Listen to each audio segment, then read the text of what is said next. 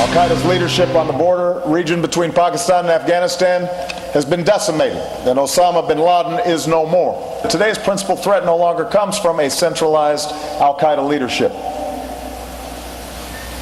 Instead, it comes from decentralized Al-Qaeda affiliates and extremists, many with agendas focused in countries where they operate. And this lessens the possibility of large-scale 9/11 style attacks against the homeland, but it heightens the danger of U.S. personnel overseas being attacked, as we saw in Benghazi. President, again at West Point. Today we're back with the panel. Steve, what about this assessment of Al-Qaeda and what intelligence officials are privately telling us is a growing effort by these affiliates that proves to be just as dangerous as Al-Qaeda ever was? Yeah, I think this is yet another case of the president seeing the world as he wishes it were rather than the world as it is. Look, there's no question that Al-Qaeda has dispersed from Afghanistan and Pakistan, but the question is, have they done so with purpose, and what are they doing now? Is core Al-Qaeda, if to use the president's distinction that he makes all the time, still active? Is it still helping to run things? There are certainly connections between core Al-Qaeda and what's happening in Syria. There's no question that there are connections between core Al-Qaeda and the replenished core Al-Qaeda and a variety of affiliates.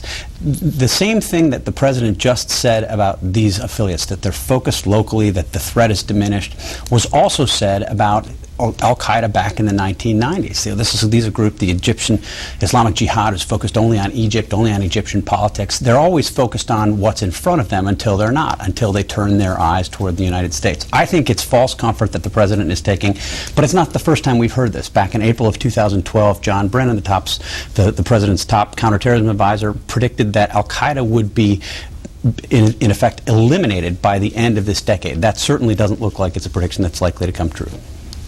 Congressman Pompeo, Republican congressman, said he believes Al-Qaeda is greater, stronger. The threat from Al-Qaeda today is stronger than it was when President Obama took office. And there are these other assessments that are starting to bubble up, Maura.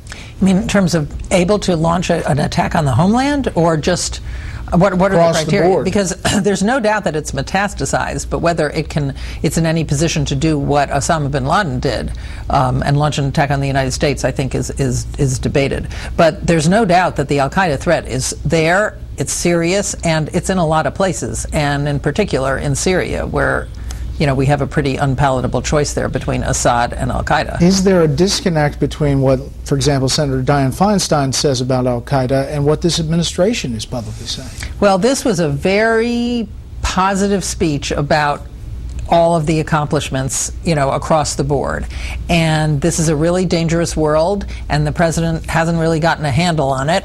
And one of the things he talked about was beefing up the capacity, the anti-terrorist capacity of our allies and other countries, which is, I think, a really good idea. He proposed $5 billion to do that. That's pretty small. We'll see if the Republicans kind of meet him and raise him a little on that.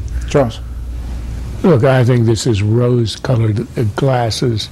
Here's a president trying to justify his foreign policy by pretending these successes. I don't know anybody who believes that when a cancer metastasizes, you're better off. I don't think anybody thinks, as he was saying, that America stood tough on Ukraine and united the world and isolated Russia. Russia just completed the biggest energy deal in the history of the galaxy with China that's going to supply it with a customer for 30 years. This is isolation. He didn't even mention that Russia swallowed Crimea and has essentially reduced Ukraine to a vassal state. He looks around the world and he sees what he wants to see. I think that's rather alarming.